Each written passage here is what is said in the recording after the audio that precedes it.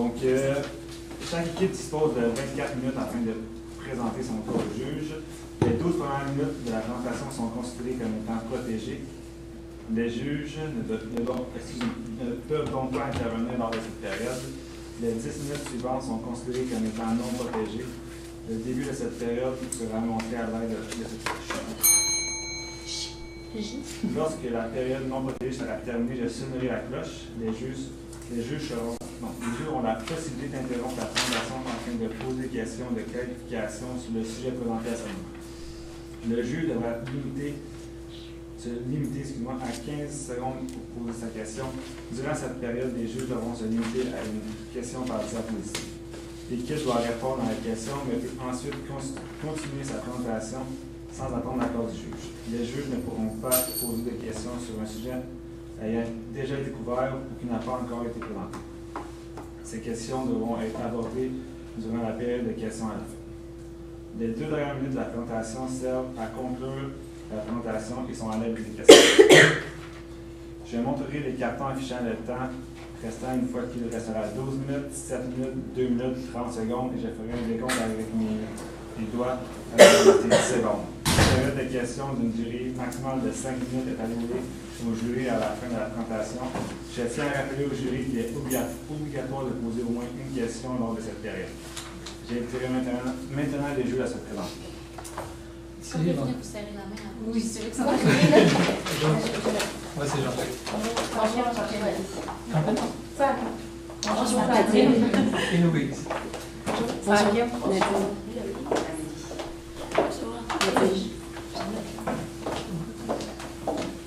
À mon tour, bonjour tout le monde.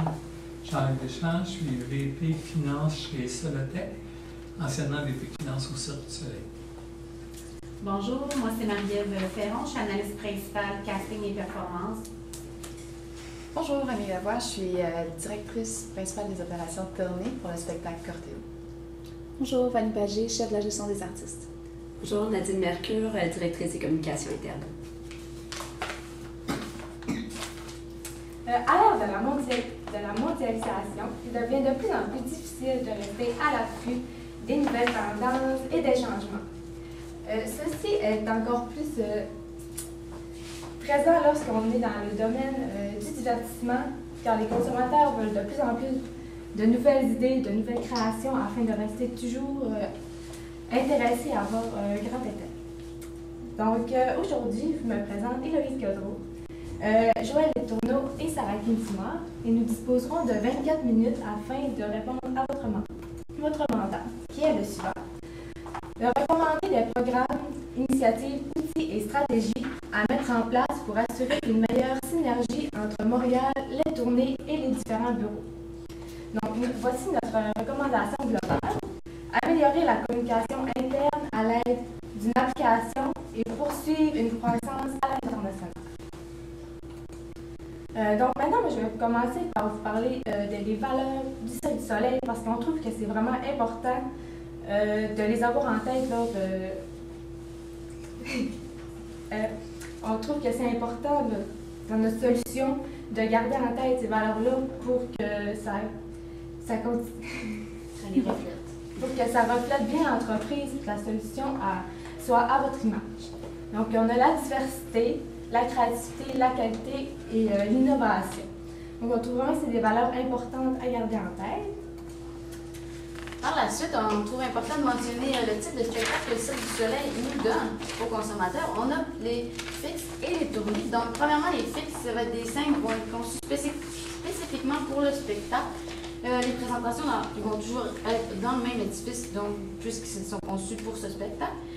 Par exemple, à Las Vegas, le Cirque du Soleil a signé un contrat avec l'hôtel Bellagio. Puis, ils ont adapté leur théâtre pour le service que le Cirque du Soleil donne aux consommateurs. Donc, ces ententes-là, ça va faire en sorte qu'on va rester longtemps au même endroit pour les spectacles fixes. Par exemple, au Bellagio, ça fait 19 ans que le spectacle se produit là-bas. Ensuite, on a également les tournées qui se divisent en 2 catégories, donc chapiteau et arena. Le chapiteau, ça va se déplacer de ville en ville, puis il va rester environ au même endroit un mois. ça reste autant longtemps puisqu'il faut monter et démonter toutes les infrastructures, donc ça demande quand même un certain temps puis beaucoup de logistique de la part des techniciens et des gens qui montent et démontent.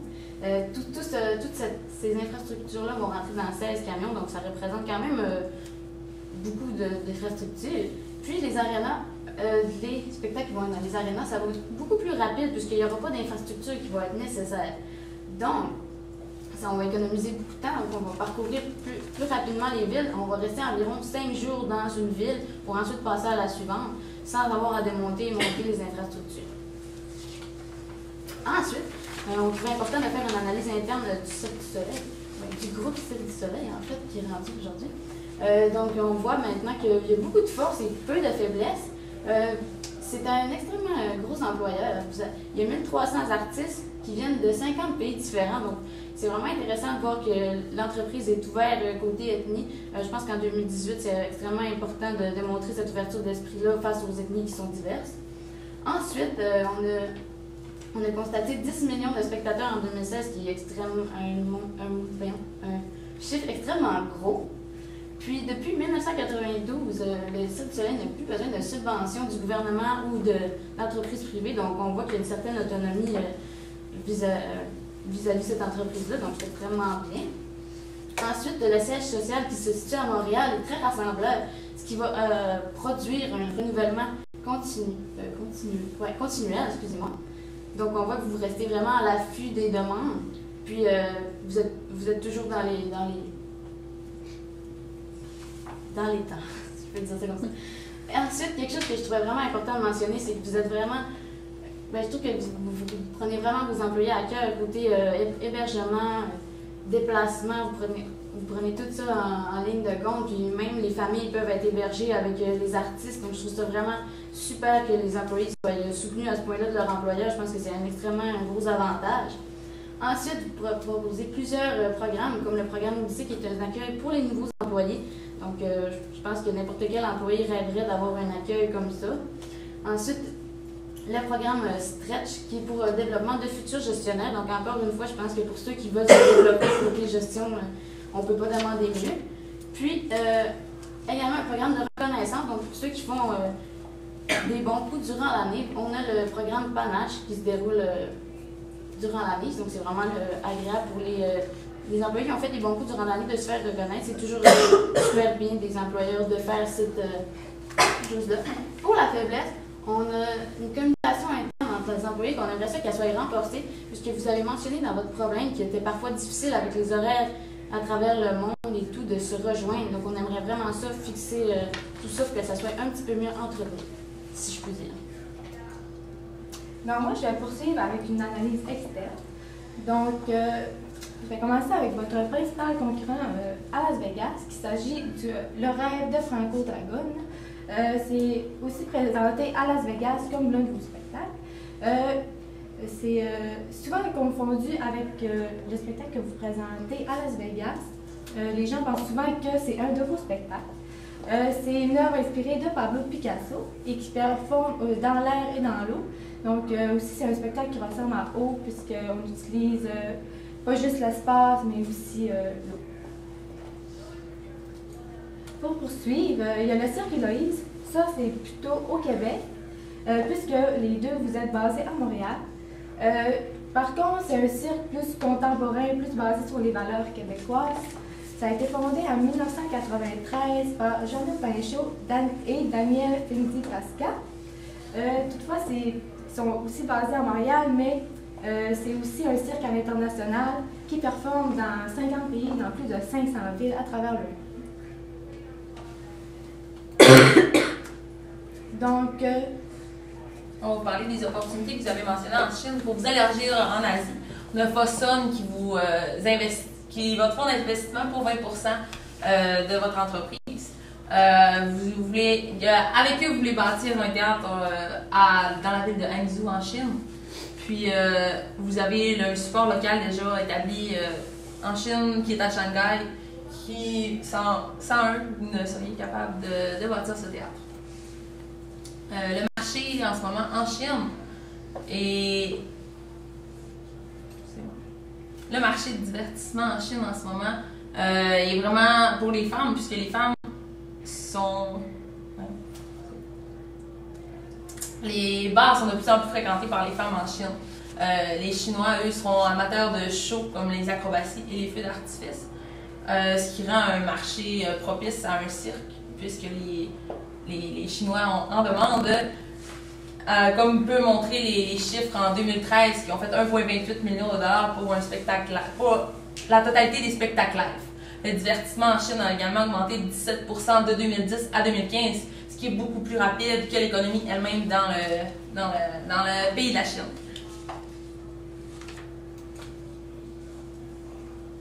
Donc, pour ce qui est des moteurs de croissance de divertissement en Chine, donc qu'est-ce qui fait que le divertissement a augmenté autant en Chine? Premièrement, c'est par les subventions du gouvernement, notamment dans les groupes artistiques soutenus par l'État. Donc, l'État subventionne beaucoup les groupes. En fait, c'est plus pour garder un pouvoir sur la population, pour l'économie aussi, puisqu'ils souhaitent faire un peu comme le Bollywood en Inde, avoir un peu le même impact, mais chinois. Ensuite, il y a les revenus disponibles. Donc, il y a une augmentation de la classe moyenne en Chine. Les gens, c'est la classe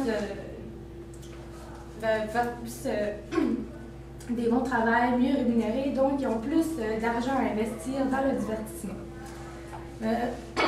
Ensuite, il y a les nouveaux médias. Donc, les gens sont plus connectés à Internet. Les gens font plus d'achats en ligne. Ils utilisent beaucoup plus Internet sur leur téléphone, pas juste sur les ordinateurs. Donc, les gens sont beaucoup plus connectés en temps réel, peu importe où ils sont, aux médias. Donc, ça, toutes ces choses-là, ça augmente le divertissement en Chine. Donc, on peut voir pour les achats en ligne, ça, c'est en millions de personnes. On peut vraiment voir que par rapport de 2013 à 2014, tout ce qui est achat en ligne, utilisation d'Internet, il y a eu une grosse augmentation. Donc, ce qui fait que les gens sont vraiment plus connectés, puis vraiment voir tout ce qui se passe, savoir où ils peuvent aller, tous les événements qui se passent près de chez eux. Donc, pour ce qui est de Las Vegas, la culture de Las Vegas, c'est le plaisir, le divertissement, tout ce qui est surréel. Comme on peut voir la citation, ce qui se passe à Vegas reste à Vegas. On voit que c'est vraiment c'est fou. Donc, c'est un peu ce que vous reflétez le Cirque du Soleil. C'est un univers vraiment magique, surréaliste. Donc, ça fait vraiment bien avec Las Vegas. Mais aussi, il y a les galeries d'art, les musées, les palais, les cérémonies. Donc, il n'y a pas juste les casinos, sortir dans les bars. Donc, c'est vraiment intéressant.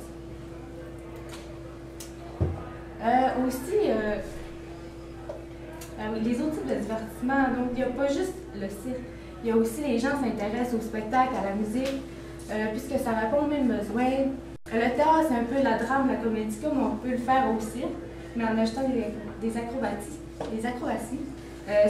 Ça fait que les gens sont encore plus intéressés. Il y a eu une hausse de 20% des revenus des billetteries au Québec de 2015 à 2016.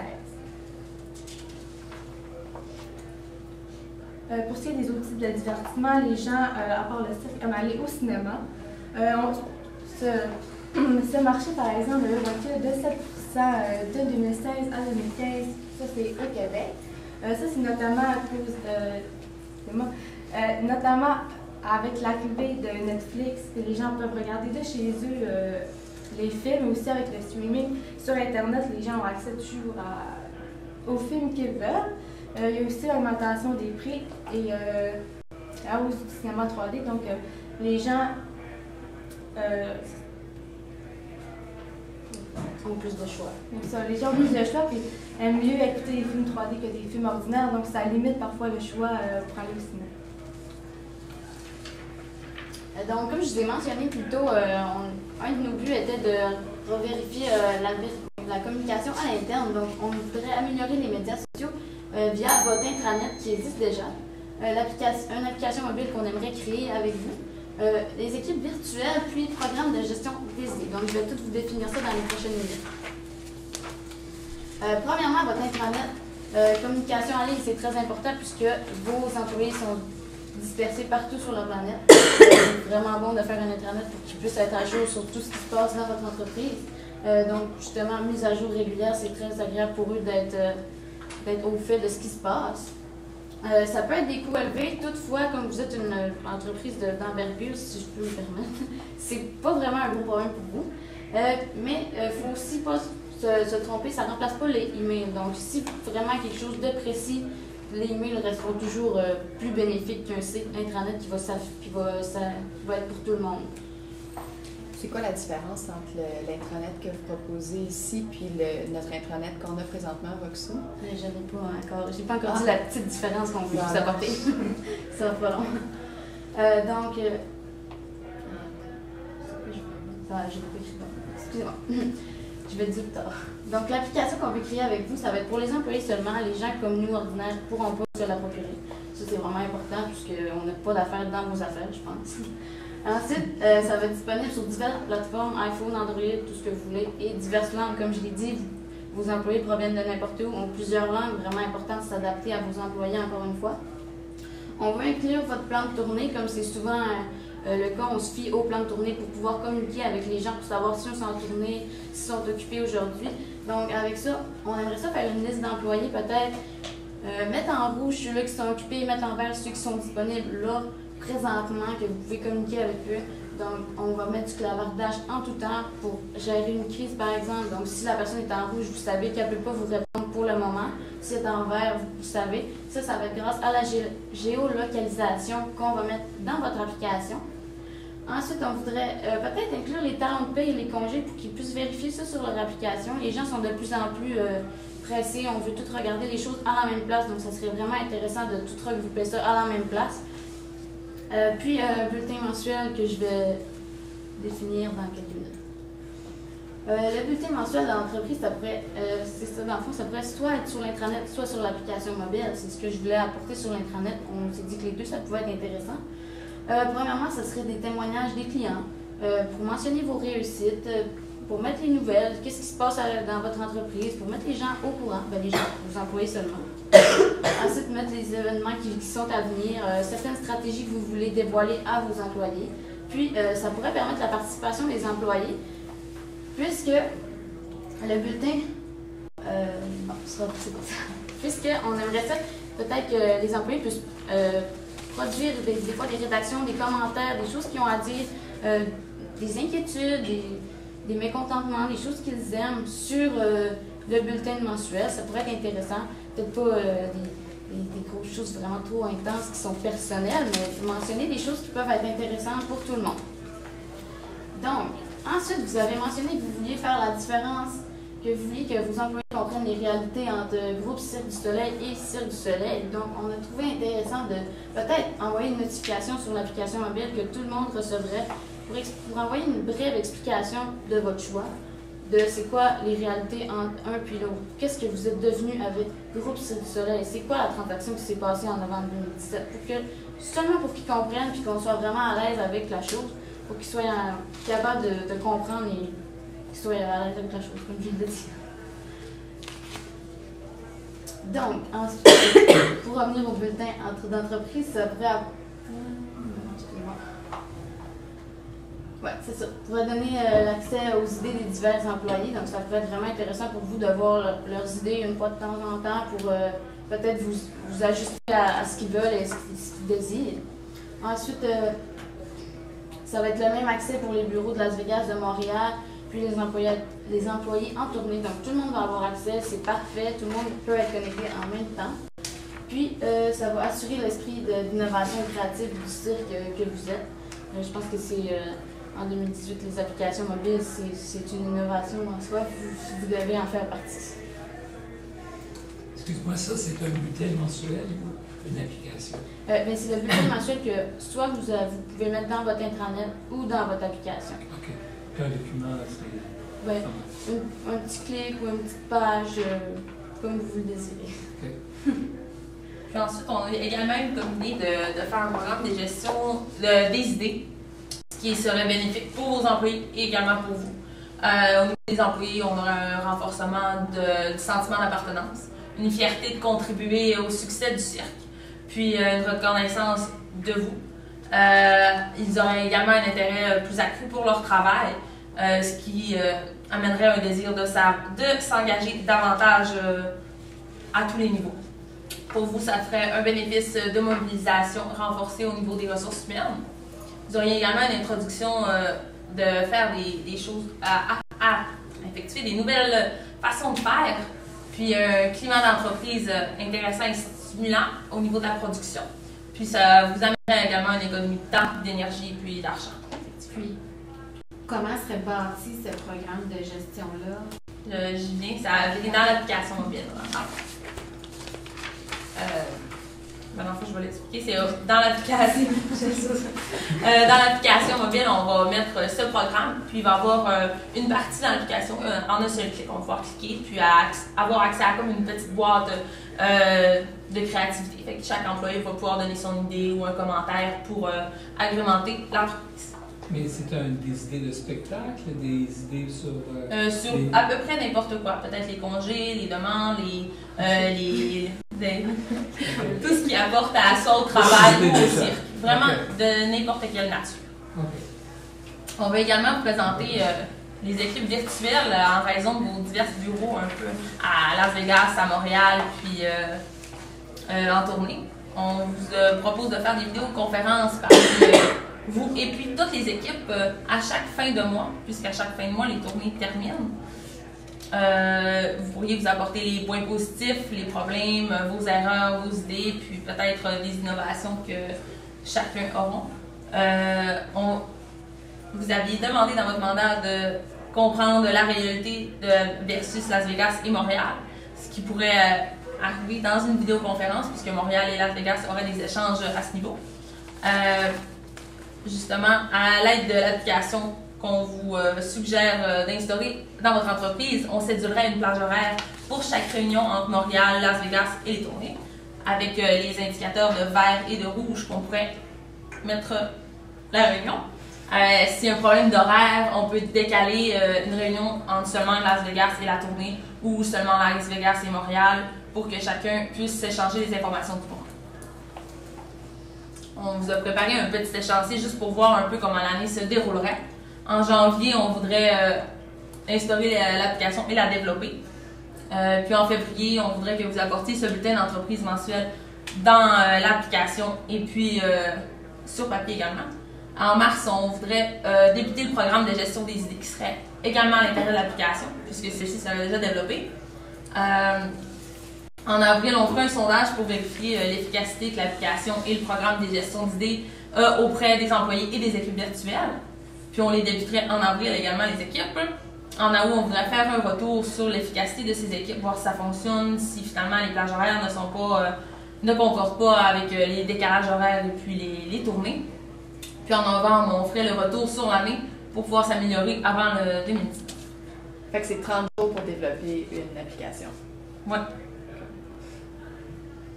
Est-ce que tu trouves que c'est facile? Non. On pourrait éventuellement discuter ce délai. Puis, on fait un petit retour sur le mandat pour conclure. On voulait recommander. On ne verra pas de budget? Non. On n'a pas de coût là-dessus? Là. Non, on n'a pas de budget malheureusement. Okay. On pourra le revoir ensemble si c'est ce que vous désirez. Naturellement, c'est pas des finances. On va voir le mandat. Donc, vous avez demandé de revoir les programmes, des initiatives, des outils et des stratégies pour assurer votre synergie entre Montréal, Las Vegas et les tournées. Nous, vous avons présenté une amélioration de la communication à l'interne à l'aide de l'application pour poursuivre votre croissance à l'international. Donc, si vous avez des questions, ça va être le moment. Ah, ok, c'était pour la bande. C'est pas grave, on va passer ça. C'est bon. Donc, vous avez pas... Ouais.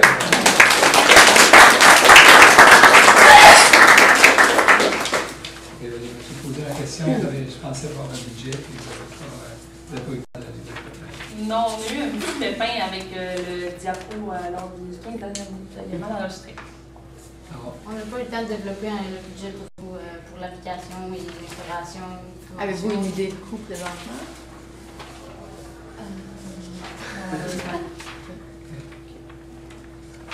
Puis le bulletin mensuel, est-ce que vous proposez, parce que bon, présentement on a un bulletin qui est quotidien pour le SSI, un bulletin qui est hebdomadaire pour la globalité de l'entreprise. Donc, est-ce que vous proposez de remplacer ça par un bulletin mensuel, donc de seulement avoir des nouvelles à tous les mois, ou ça s'ajoute à des nouvelles qui sont plus en... Mais dans le fond, les autres, ils s'ajoutent à l'application directement. Ils s'ajoutent sur Mais les une fois par mois seulement. Mais pour les employés. OK. C'est majoritairement pour les employés, puis pour qu'eux puissent s'exprimer aussi, puis voir ce que vous pensez. OK. Mais c'est sur une base qui est quotidienne, OK? Parce qu'on appelle ça un bulletin mensuel. Donc, qu'est-ce qui se passe le reste du mois? Mais ça va sortir une fois par mois, vous accumulez les données, puis vous les sortez une fois par mois. Si vraiment vous ressentez le besoin de les sortir plus souvent, ça peut s'ajouter. Mais c'est parce qu'actuellement, si je comprends bien, l'information sort à tous les jours. Oui. Fait que, est-ce que vous suggérez de remplacer? Oui, peut-être. Ça pourrait être intéressant de peut-être sortir une fois par mois. Plutôt que tous les peut-être pas jours. obligé de vérifier à tous les jours OK. son intranet. Peut-être plus aller sur l'application une fois par mois, regarder tout ce qu'il y a à voir, puis écrire ce qu'on a à dire. OK.